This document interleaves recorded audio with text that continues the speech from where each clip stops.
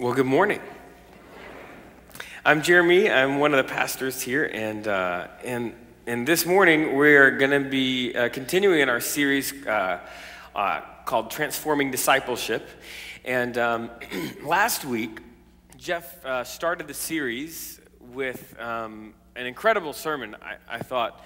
And he said in that sermon that one of the roles of a leader is to define reality. And I really appreciated that. That part of what it means to be a leader is to not ignore what's going on in the world. And we are doing this evening service at 5 o'clock that I'm involved with. And really that's been our goal with a new series that we're doing there, where there's so many times, the History Channel puts together a special, and the church, well, sometimes it just kind of ignores it. I don't know why it is. I don't know if we're afraid, if it challenges us or whatever. But like this week, we're going to be talking about, historians and archaeologists have discovered lots of gospels that aren't in the Bible. And the question is, what do they say, and why aren't they in the Bible? And so we're talking about that tonight at 5 o'clock. And the reason that we talk about those kind of things is exactly the reason that Jess said. We want to live in the real world. Right? We don't want to protect ourselves and live in some sort of sanitized fictional world. We want to live in the real world, and it's important for us to ask those kind of questions and to be honest. And so what I thought this morning is that we could do a little bit of defining reality for the first century, right? So I like history. I'm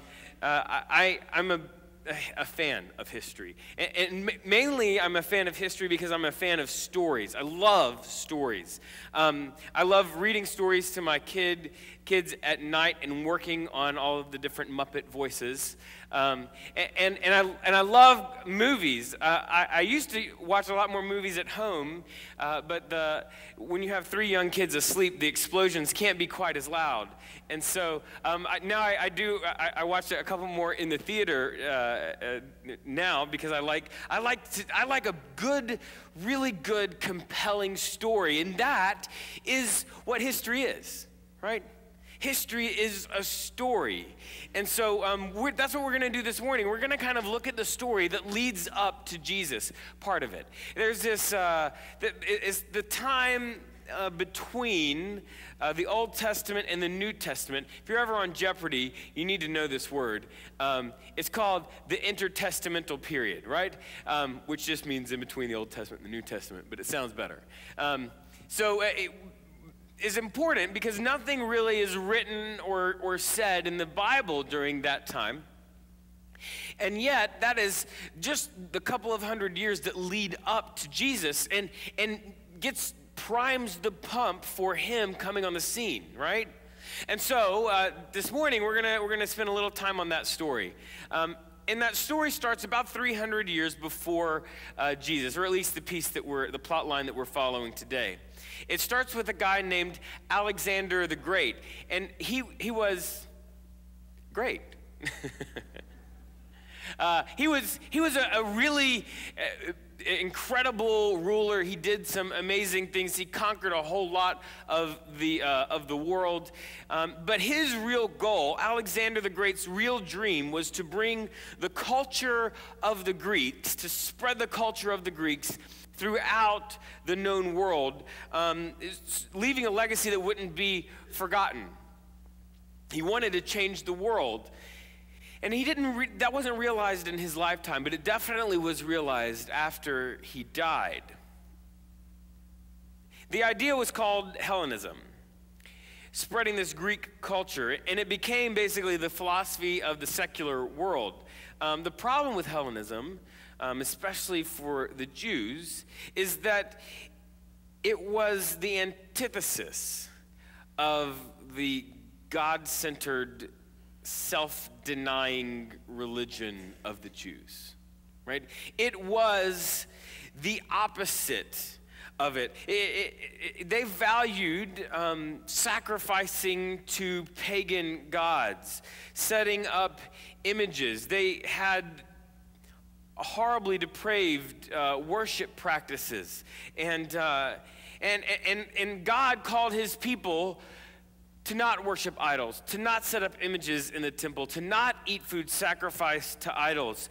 Really, if you want to characterize God's relationship with his people and what he wanted of them, you can characterize it in one word, and that is obedience. And that is the opposite of what was going on in the world at that time. Everything went fine for the Jewish people, though. Though Alexander really wanted this, promoted this, had schools and the whole 9 yards, it wasn't a forceful thing. And so they did fine for really about 100 years after he died. They were kind of live and let live, right? And so though they were surrounded by the influence of this, pagan culture, they were allowed to kind of keep their culture, their religion, their beliefs, and live how they wanted to live. Until this really, really not so nice guy named Antiochus came around. And he said, it's time to realize the dream, right? And so we're going to now forcefully Hellenize the world. And for the Jews, that meant that Antiochus was going to outlaw the Torah. Right? Outlaw their sacred religious text. And, that didn't go over very well. The rulers of the time, the ruling class was priests. And there was a priest and some of his sons that began a revolt. They began to rebel. And there was the really famous son named Judah Maccabee. He has this really great, it would be an awesome movie. I'm just saying. It would be a great, he goes in, they cleanse the temple. It's an awesome battle a la 300, or one of those kind of movies. And they clear the temple out, and then they're going to celebrate the Feast of Lights, and they're going to rededicate the temple, and it's wonderful. And so they go in to the temple, who has these like huge, huge oil lamps, and they begin to pour the oil in the lamps, and the lamps are supposed to stay lit for like a week. And they have this special oil, special sacred oil to put in the lamps. But there's not enough oil. And so, they pour what oil they have in, they light the lamps, and they hope for the best, and the oil lasts the whole time. Right? It's miraculous. It's a huge miracle. And the Jewish people celebrate this in Hanukkah. And so they celebrate it in Hanukkah. They celebrate the returning of the people, the cleansing of the temple, and all of that is what is celebrated. And specifically, the menorah piece of it is that miraculous moment for Maccabee. And so they have control and they rule for a while. Judah and his kind of family rule for about 100 years. And they start with this real focus on faithfulness, right? That's their thing. But,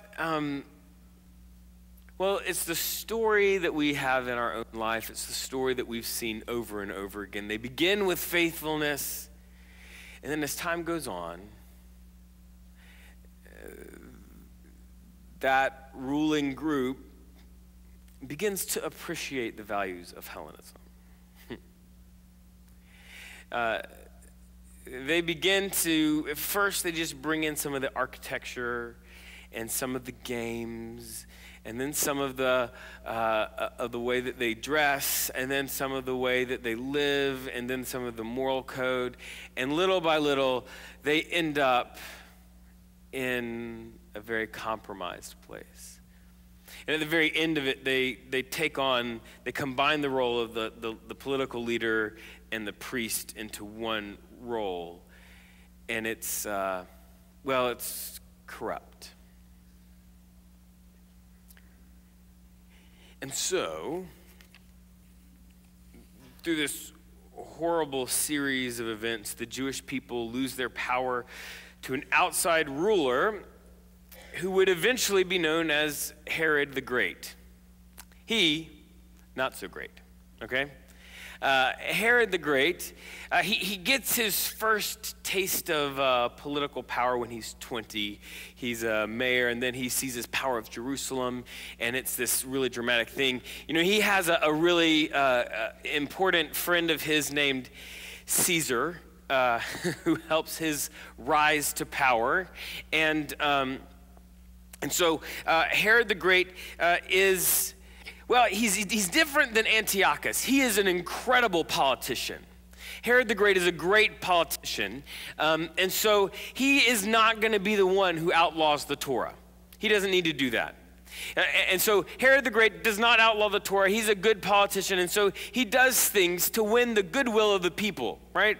And so though he's not really a Jew, but he's not really not, and it's this gray area, and the people don't accept him as a ruler. It's, you know, there's all this clouded thing, and then he comes up with a great idea. His great idea is, I'm going to expand and renovate the temple. And so he comes to the people of Israel, and they say, not so fast. We don't trust you as far as we can throw you, and you're a big guy. And so he makes all of these concessions and promises. He brings 1,000 priests to start work on the holiest part of the temple so that it will be done, renovated in a year. And because the priests are the only ones who can touch that part of the temple. And so he does it, and he expands the temple. It's huge and beautiful. If you ever have a chance to go on Amazon, they have a little streaming thing about Herod's temple, and you can look at it. It's really fascinating and interesting. It's huge. It's like 15 stories tall, and it's about 3 times as long as it is tall. It's absolutely an incredible work of architecture. And the people, they appreciate it. But they're not really bought off by it because, like I said, he's a great political ruler. And so in other towns, he builds beautiful temples to pagan gods.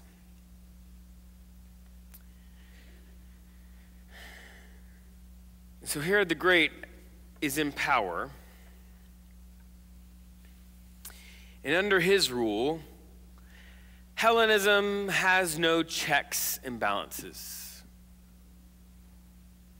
He wants the people to do whatever they want, whatever makes them happy, whatever causes them to support him. And so he doesn't, force Hellenism down the throats of the Jews, but he doesn't stop anybody from doing anything that they really want. And so you have at that point a moment in the history of Israel where you go into their city and it just doesn't look a whole lot different. Doesn't look a whole lot different than the rest of the world. And you go in there and you look around, and they've got the pagan temples. They've got the horrible things going on in those temples. They've got idols. There's places where you can buy and eat the meat that is sacrificed to the idols. And what has happened is ideas that hundreds of years earlier incited a revolt have just leaked in, and now, no big deal. And little by little, inch by inch, they have gone headlong into Hellenism.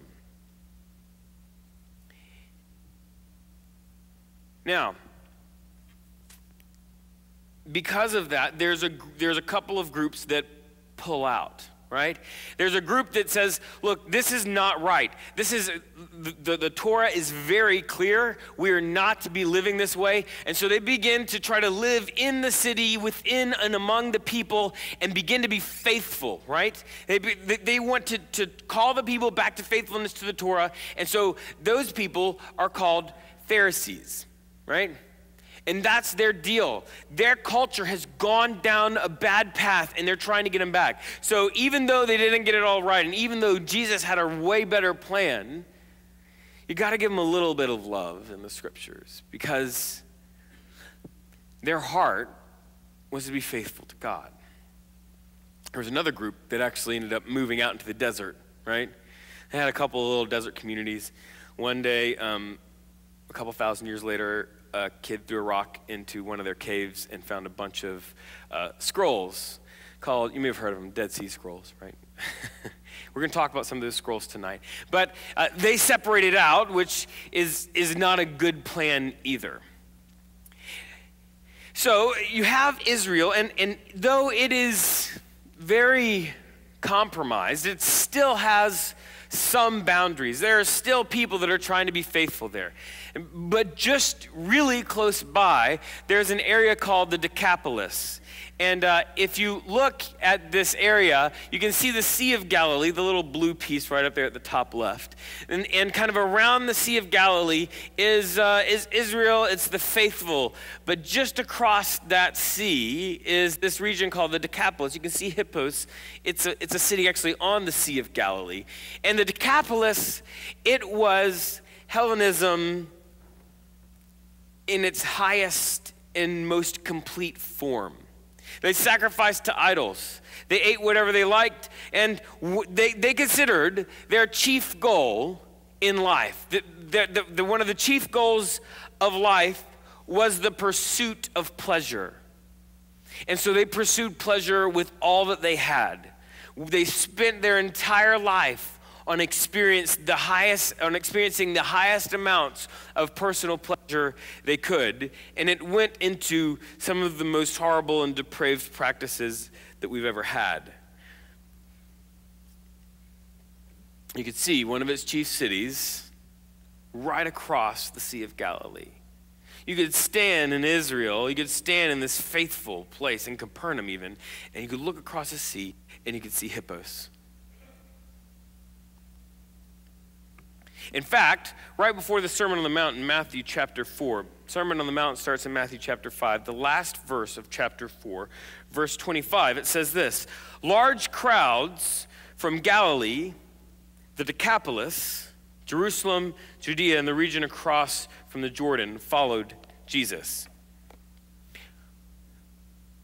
And it sets the stage. That's how Matthew sets the stage for the Sermon on the Mount. He says, look, there's a huge amount of people following Jesus around from city to city. It's kind of like, the Grateful Dead, right? It's Jesus groupies following him all over, right? And you've got the people you expect, the people from Galilee, the faithful people that are following him. And then this huge, really odd word describing a follower of Jesus is there. A huge number of people from the Decapolis, from the region that is totally godless, from the region that spends their entire life seeking personal pleasure.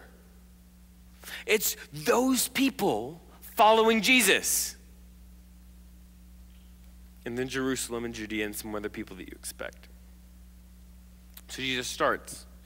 He says, blessed are the poor in spirit, for theirs is the kingdom of heaven. Blessed are those who mourn, for they will be comforted. Blessed are the meek, for they will inherit the earth. And he continues until in Matthew chapter 5, verse 13 through 16, he says this: you are the salt of the earth, but if salt loses its saltiness, how can it be made salty again? It is no longer good for anything except to be thrown out and trampled underfoot. You are the light of the world. A town built on a hill cannot be hidden. Neither do people light a lamp and put it under a bowl. Instead, they put it on its stand, and it gives light to everyone in the house. In the same way, let your light shine before others, that they may see your good deeds and glorify your Father in heaven. So Jesus is on this mountain in Capernaum, on the Sea of Galilee. He's preaching what scholars consider the best religious text ever composed, the Sermon on the Mount. He's standing in Capernaum preaching to the people. The Sea of the Galilee is at his back, and he says, you're the light of the world, a town built on hill. Oh, wait, did I tell you? Hippos is on a ginormous hill. Behind him across the sea is the Decapolis, is Hippos. Behind him, just across his backdrop, the people can see Hippos rising up a city on a hill. And he says, if you live in a city on a hill, you've got to shine your light. If you live there, and we know some of them do, right? Because it says that they were from the Decapolis. If you live there, some of you do, you have to shine your light. You don't need to be covert, you don't need to be hidden, which is kind of our tendency, right? When we're gonna live in a place where we're gonna be persecuted, or we're gonna stop getting invitations to come to dinner parties, when we're gonna stop being invited, or when people are gonna start quieting themselves when we walk into their conversation, when we live in that sort of area, the tendency is to keep our faith, to keep our light hidden, to be covert, to wait till people talk to us. But Jesus says, no, if you live there, you put it on a stand. Now that's a great statement, a really easy statement to say standing in Capernaum, right? Jesus didn't grow up in the Decapolis. He was from Galilee. He was from Nazareth, right? He was from a really faithful area. It's really easy to say this kind of statement standing in Capernaum, and then to go back home to Galilee. But right after the Sermon on the Mount, really soon after the Sermon on the Mount, chapter 8, Jesus gets in a boat. Chapter 8, verse 28. It says, when he arrived at the other side of the Sea of Galilee, in the region of the Gadarenes, which is another word for the Decapolis, Jesus preaches, tells them if they live there to go shine their light. And then, unlike some Christians, unlike some preachers, he actually does what he said.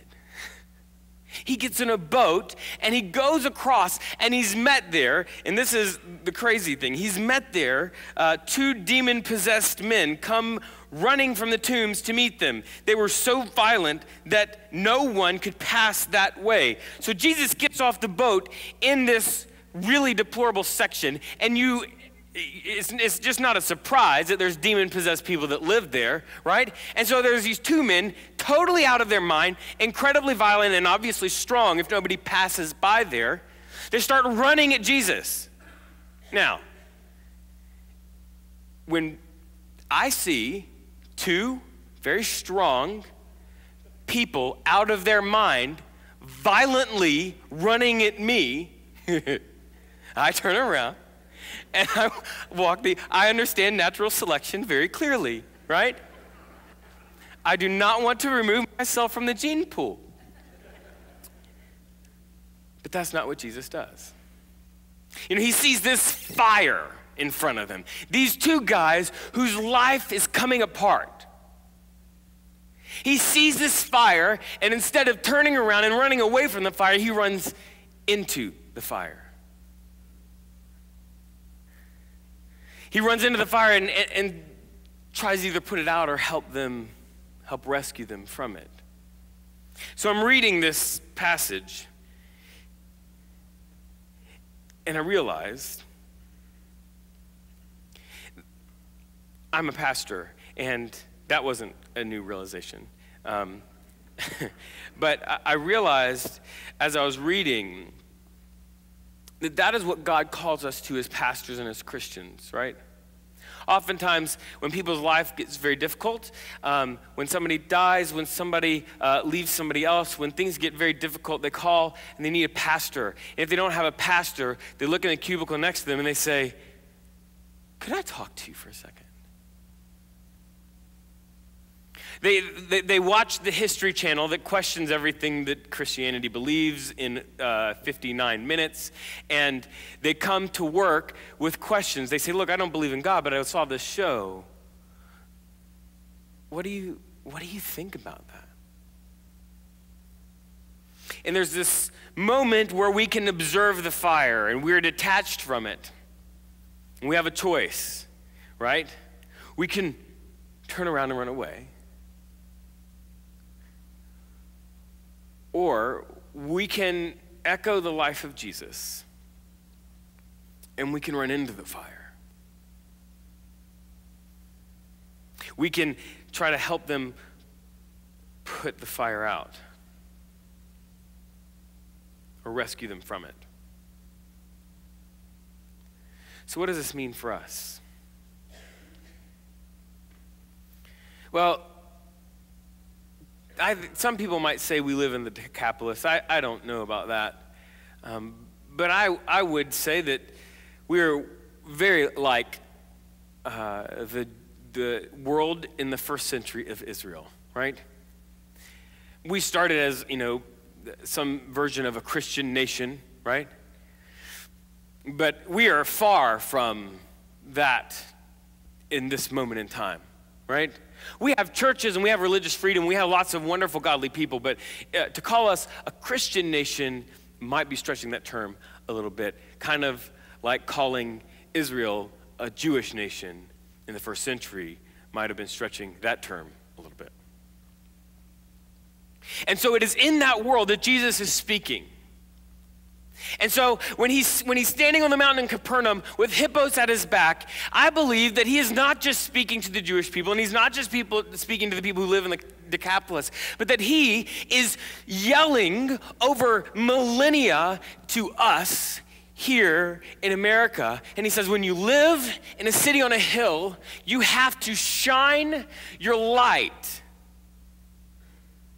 That means